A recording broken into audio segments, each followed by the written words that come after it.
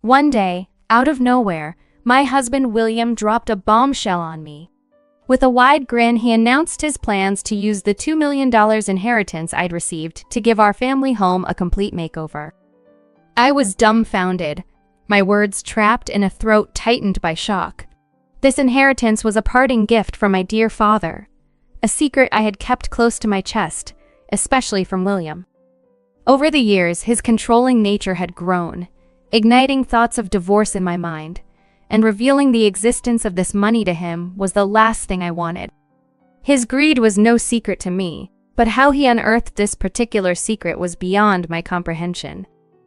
When pressed, William confessed to having coerced my mother into revealing the inheritance.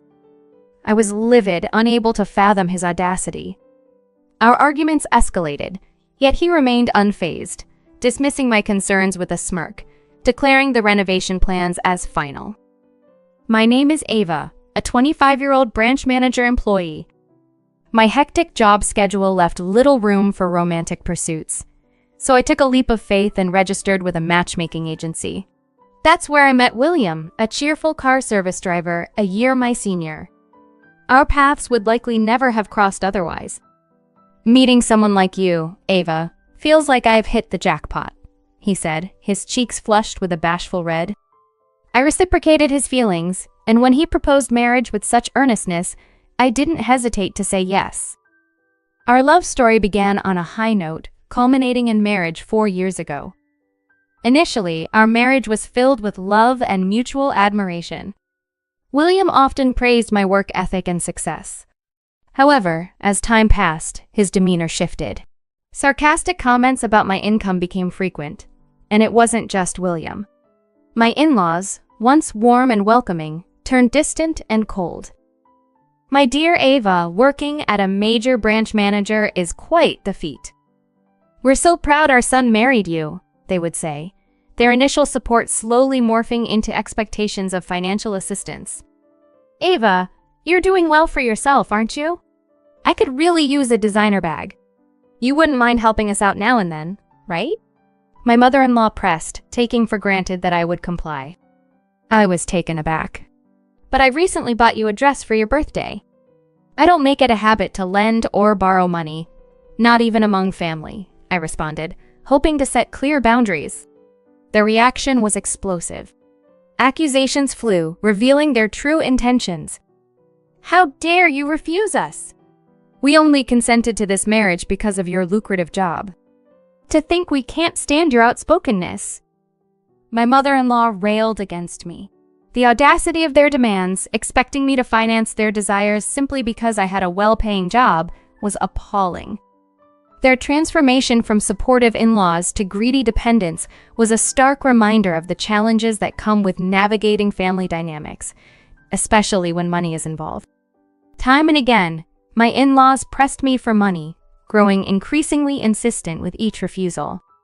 You're not giving us what we want. You're the most uncooperative daughter-in-law, my father-in-law berated me, his wife nodding in agreement. William, standing by, offered no support, merely echoing his parents' harsh criticisms. To make matters worse, he had a habit of indulging in costly takeouts and lavish furniture, justifying his spending by pointing out my substantial income. This wouldn't have been an issue if he had been spending his own money, but his earnings were insufficient, leaving me to cover these extravagant expenses. The continuous lack of support from William and the outright hostility from his parents made me seriously consider divorce as the only viable solution. Given that we had no children, I thought the decision would be straightforward. Yet, when I attempted to discuss the possibility with William, he dodged the conversation, claiming fatigue and promptly retreating to our bedroom, avoiding any serious discussion. During this turbulent time, I received distressing news from my mother. She informed me that my father was seriously ill and required immediate hospitalization. I hurried to prepare for a visit to the hospital. William, noticing my rush, inquired about my haste. I explained my father's critical condition, only to receive a disinterested hum in response. Disheartened by his indifference, especially given the situation involved his father-in-law, I decided to focus on my family's needs without seeking any further support from him. Upon arriving at the hospital, my mother and I met with the doctors, who diagnosed my father with cancer, indicating he had limited time left. Shocked and saddened by this revelation, we debated whether to disclose the full extent of his condition to him, ultimately deciding that honesty was the best policy, knowing he would want to be aware. Returning home emotionally drained, I was met with William's callous inquiry about my visit. Despite my growing resentment towards his insensitivity, I shared the grave news about my father's health. His response was cold and tactless, even hinting at the stress our potential divorce might cause my ailing father. This lack of empathy from William only deepened my resolve to end our marriage, underscoring the vast emotional chasm that had developed between us. William's insensitive remarks about being ready for a divorce anytime only served to deepen my resentment towards him. His thoughtless comments about my father's illness and the prospect of divorce left me feeling even more alienated. Despite this, I chose not to discuss the possibility of separation further with my father already in a fragile state. It seemed to William that avoiding the divorce conversation was a win for him, which only emboldened his disregard for my feelings. His behavior grew even more galling when he began to inquire about my father's inheritance, eagerly asking how much he would receive as the son-in-law. His blatant greed at such a sensitive time was appalling. I firmly reminded him that my father was still alive, and that such discussions were not only premature, but also incredibly insensitive. Yet William remained unfazed by my objections, his eagerness for the inheritance utterly distasteful to me.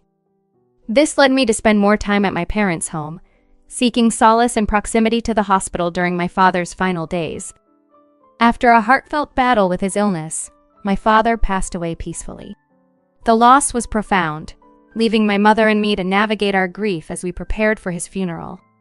Despite our estrangement, I felt it necessary to inform William of my father's passing and the upcoming funeral, adhering to the formalities expected between us as spouses, however distant. His response was perfunctory, devoid of genuine sympathy.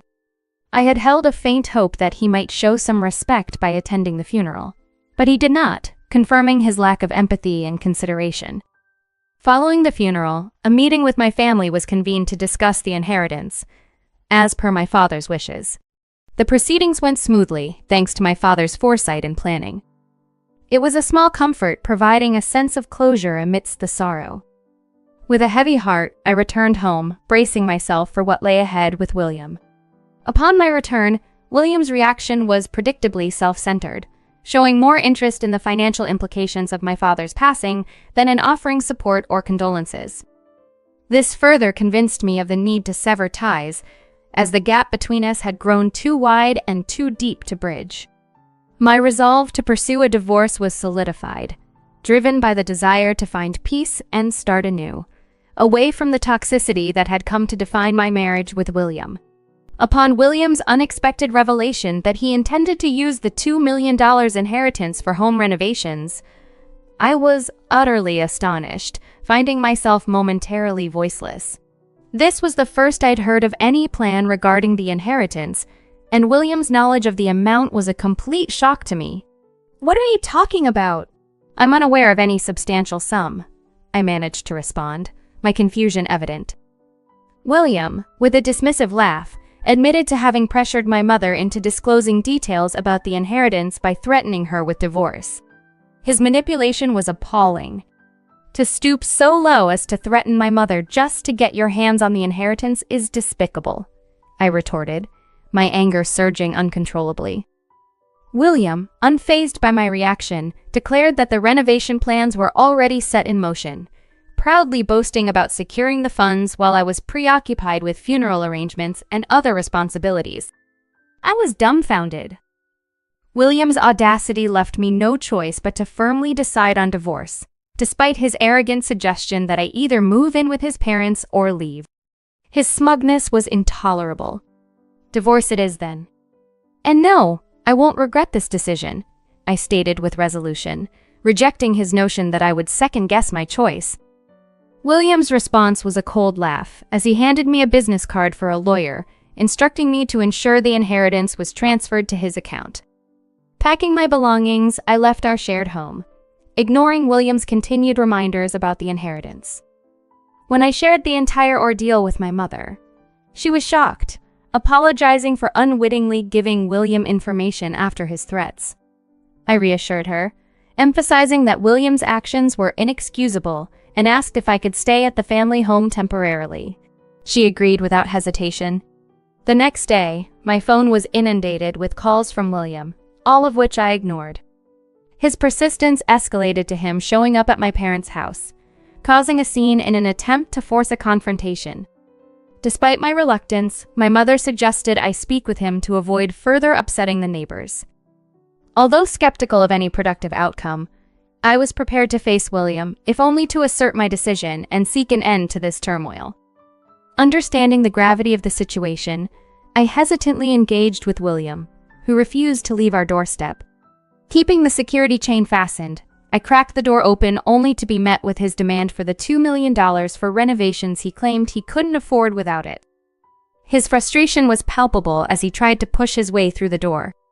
Staying composed, I informed him that the situation was being reviewed, which only added to his confusion.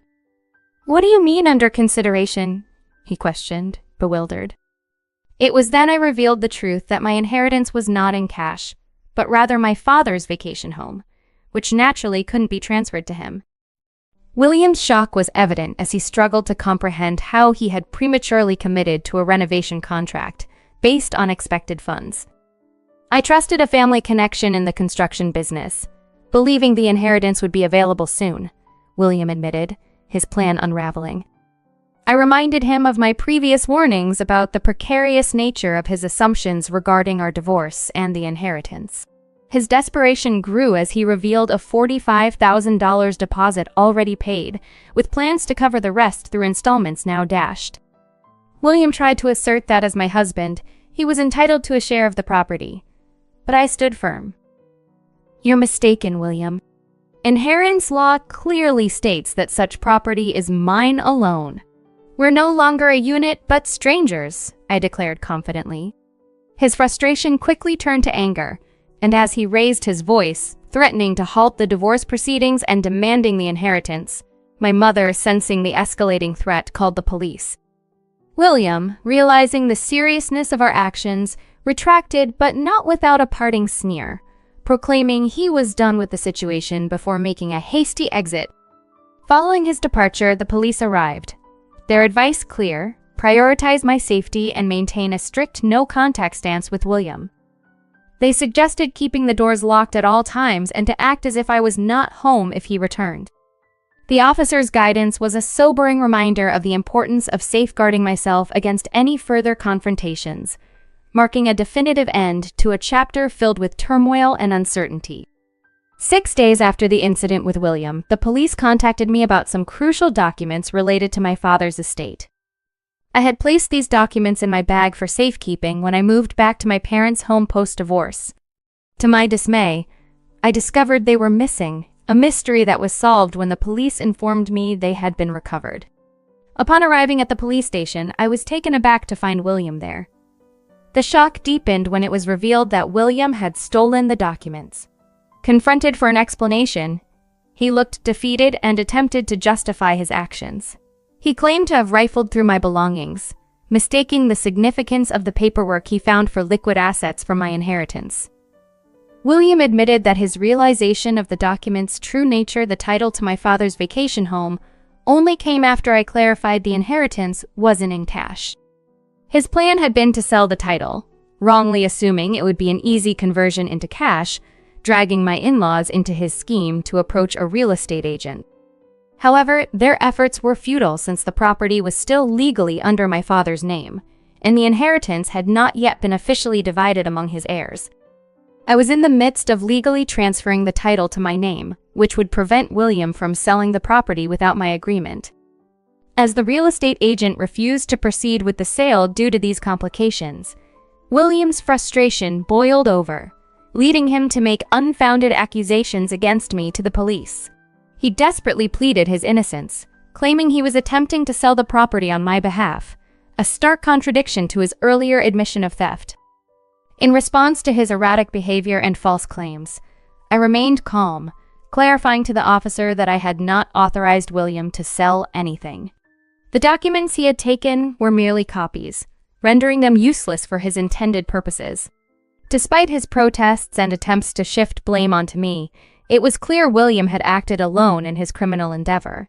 The situation escalated as William, caught in his web of lies and facing the consequences of his actions, could do nothing but express his frustration.